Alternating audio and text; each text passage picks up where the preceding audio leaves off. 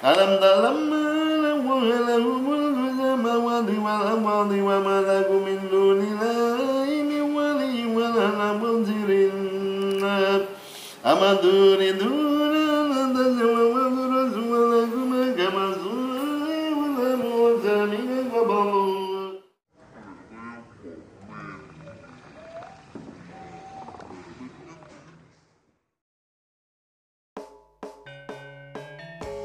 Assalamualaikum warahmatullahi wabarakatuh. Kembali lagi di channel Mlaku Nilas Laku. Yang tentunya kita sekarang ada di makam Ki Ageng Pandhanaran yang terletak di Bayat, Klaten, Jawa Tengah. Nah, di sini kita setelah disuguhi dengan lokasi pertama yaitu adalah pasar seni Ki Ageng Pandhanaran. Selanjutnya kita memasuki pendopo dan juga ke loket pembayaran.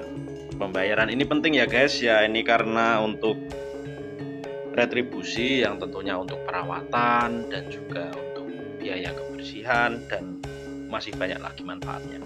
Jadi utamakan untuk membayar dahulu. Nah, di sebelah kiri kita ini sudah terpampang sangat banyak dan sangat tinggi tangga-tangga yang siapkan mental Anda dan juga siapkan fisik Anda untuk menghadapi tangga ini. Ataupun jika tidak ingin menaiki tangga, jenengan bisa menyewa jasa ojek, yang mana untuk pada saat pengambilan video ini harga untuk setiap kali naik itu adalah 10.000. Berarti untuk naik turun 20.000 ya, itu diperhatikan. Di sini banyak sekali gerabah, banyak sekali penjual pakaian, banyak sekali penjual souvenir-souvenir yang tentunya sangat ikonik dan bisa juga untuk dijadikan oleh-oleh bahwasanya Anda telah berkunjung ke makam Ki Ageng Pandhanaran Klaten.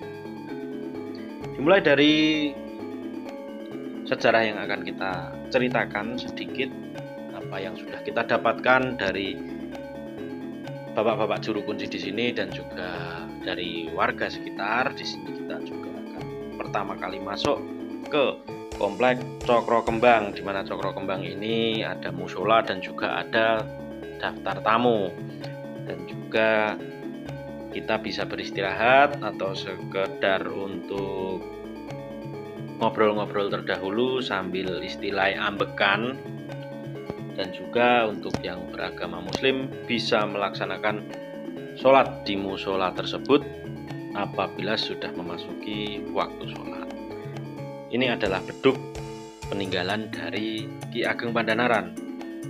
Untuk mengenai sudah diperbaiki atau belum, kami tidak menerima info mengenai itu. Yang terpenting dan yang pastinya beduk ini masih sering digunakan dan juga masih disimpan dan juga dijaga hingga saat ini. Setelah itu kita akan memasuki atau melewati Gapura Pangrintunan. Gapura Pangrintunan ini terletak di sebelah barat dari pos buku tamu tadi ya, kita ngisi buku tamu. Langsung kita akan dilewatkan ke Jerambah Agung, yang mana Jerambah Agung itu adalah tempatnya bisa digunakan untuk ritual-ritual apapun yang bagi yang mempercayai ataupun untuk kenduri-kenduri atau acara-acara adat tersebut. Nah, untuk langsung ke sejarahnya adalah sebenarnya Ki Ageng Pandhanaran ini adalah seseorang asli dari Semarang. Nah, dari perjalanan Semarang hingga sampai ke Bukit Jabal Khat ini akan kita sedikit ceritakan sesuai apa yang kita dapatkan di lokasi ya. Berawal dari Sunan Kalijogo yang sudah mendahului untuk tinggal di Bukit Jabal Khat ini. Di sini Sunan Kalijogo tahu bahwasanya Ki Ageng Pandhanaran di Semarang adalah seorang pejabat atau mungkin bisa dibilang adipati ya. Itu sedikit beliau itu yang dipikirkan hanyalah harta benda ataupun kekayaan duniawi. Nah, mulai dari sinilah Sunan Kalijogo mempunyai inisiatif untuk mengingatkan beliau ataupun untuk mengajak beliau ke agama yang telah dianut Sunan Kalijogo pada saat itu adalah agama Islam. Dari sini Sunan Kalijogo menyamar, ataupun istilah Jawanya membo-membo, menyamar menjadi penjual rumput. Karena apa? Karena pada saat itu Ki Ageng Pandhanaran memiliki peliharaan kuda. Nah, namun dengan dagangannya tersebut atau rumput tersebut, Ki Ageng Pandhanaran selalu membeli.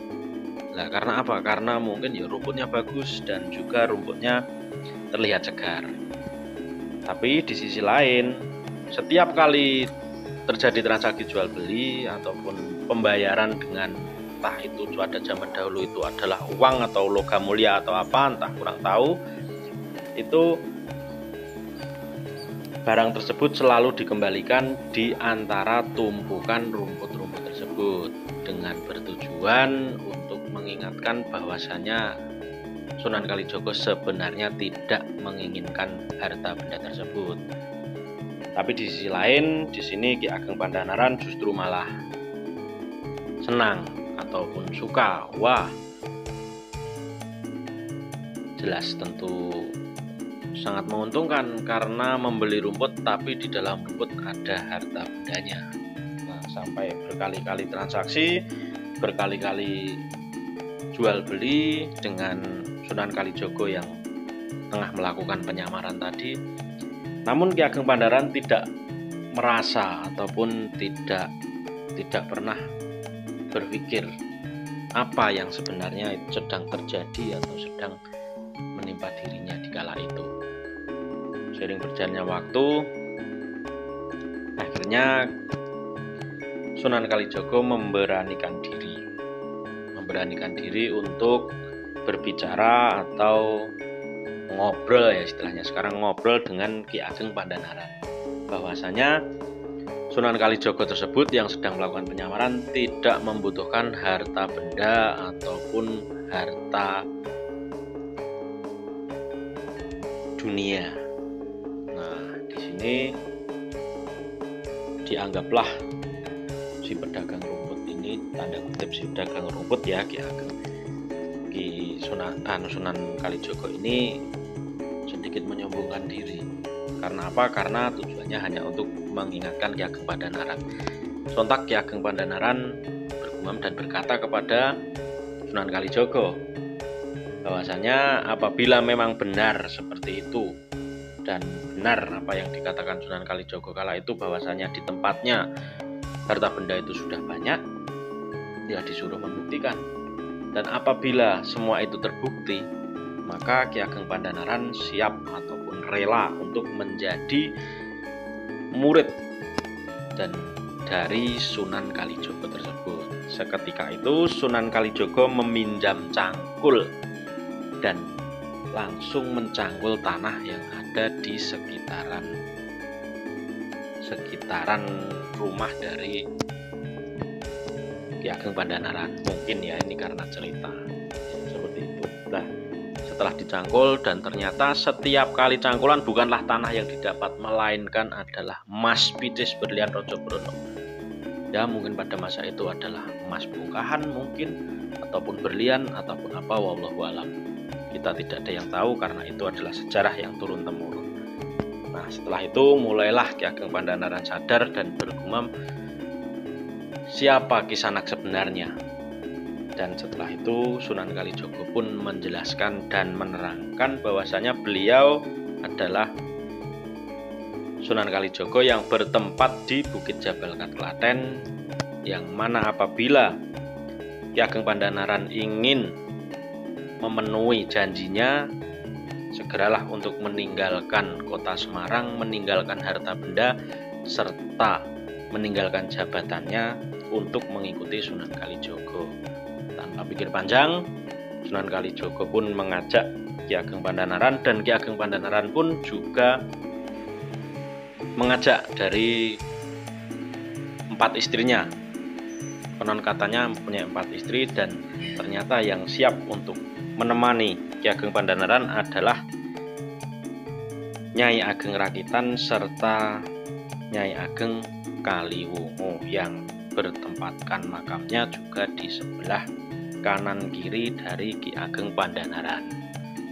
Mungkin itu, dan ketika sudah sampai di Bukit Jabal Kat, mereka melakukan sembahyang ataupun sholat, dikatakan sholat berjamaah di Bukit Jabal Kat. Dan tentunya dalam perjalanan juga banyak sekali sejarah-sejarah yang tidak bisa kita sampaikan di sini karena mengingat durasi. Untuk lebih jelasnya silahkan berkunjung, dan jangan lupa untuk mendoakan yang terbaik kepada Ki Ageng Pandhanaran serta sahabat-sahabatnya dan juga istrinya yang terdapat di komplek pemakaman Ki Ageng Pandhanaran Bayat Klaten. Mungkin di sana akan lebih banyak cerita ataupun lebih detail apa yang disampaikan dari juru kunci. Maka bolehlah untuk menyempatkan apabila lewat Bayat, silahkan untuk mampir di Bayat Ki Ageng Pandhanaran. Sekian dari saya, kurang lebihnya kami mohon maaf yang sebesar-besarnya. Wassalamualaikum warahmatullahi wabarakatuh.